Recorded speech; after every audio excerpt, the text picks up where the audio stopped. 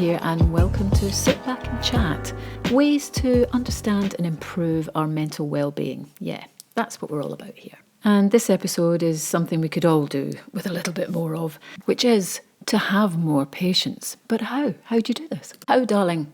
And especially when science says, simple science says, we're a lot happier for it. Patience is a good thing, especially in the fast-paced world we live in. But of course, not so fast at the moment because we're in lockdown, but we need patience just to accept that things will change and come to us soon. And strange, even though before the lockdown, we do, most of society, some maybe not, but a lot of us look for instant gratification and want things without waiting. I know I do at times. And it's not our fault, this need for speed, guys. But because of that, it has led us more to a life where we have very little patience. That's the bottom line.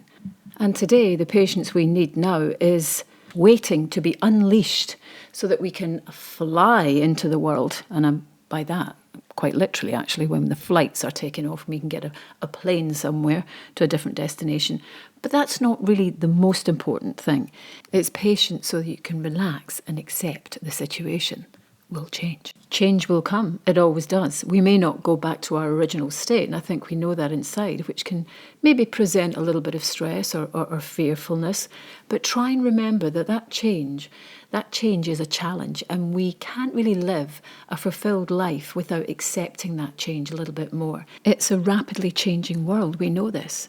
And even if it's small or large changes, seeing that change and not getting too caught up in it, without rising to that challenge, and you know this, that without it you can't perform so as to succeed. It could be demanding, arduous, but if you're not feeling that, you're not developing. Remember that. So patience is needed, not only to help you endure lockdown and everything it brings, but to extend that quality into your life will be an asset for your future.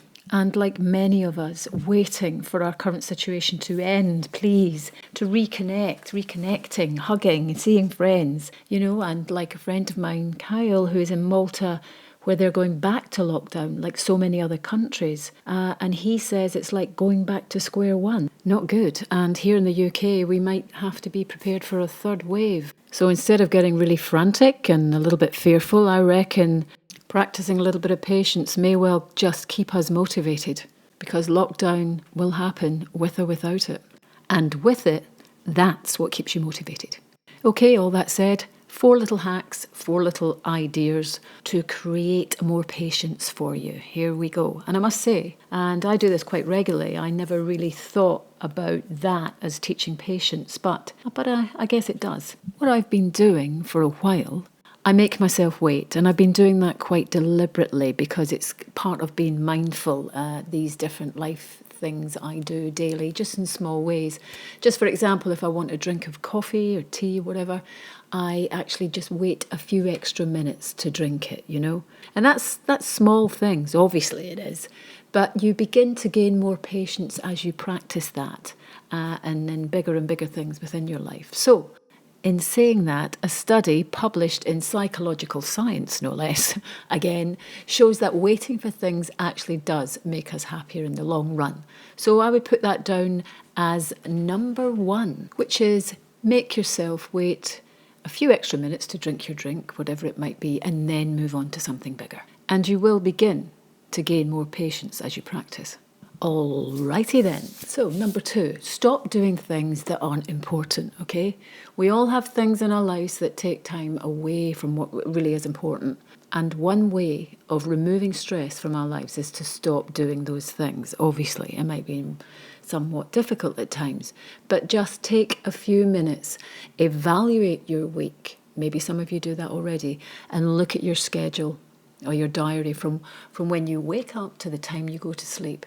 Take out 2 or 3 things that aren't important, but it takes time. There will be a few. It doesn't even matter how small it is. It's time to learn to say no to things that cause stress and make us impatient. Yeah, we've said this before. Again, take that 10 minutes. That 10 minutes of refocusing, if you want to call it meditation, that's when you want to stop and reflect and reevaluate. or evaluate. Right, number 3. Be mindful of the things making you impatient. You know, it's all about mindfulness. I've always said that, but this is putting things into categories now. So you're learning so many different things, including patience. Most people have several tasks in their head, don't they? I know that I do. And they jump from thought to thought. I mean, how many thousands of thoughts do we have a day? And gosh, are some of them even relevant? Are some of them even important or true? And without taking that time to finish one task first, we actually live interrupted lives as we try to multitask. And it's really frustrating when we feel we're not making progress. It's better to be mindful of our thoughts. And the best way to understand this is write it all down, or write down what makes you impatient. This will help you slow everything down and focus on one little thing at a time.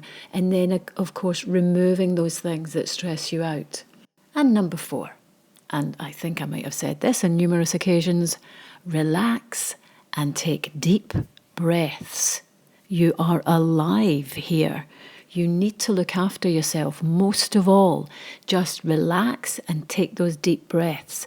Taking slow, deep breaths in can help calm the mind and body. And you're doing this when you're doing your meditation for 10 minutes or you're refocusing for 10 minutes.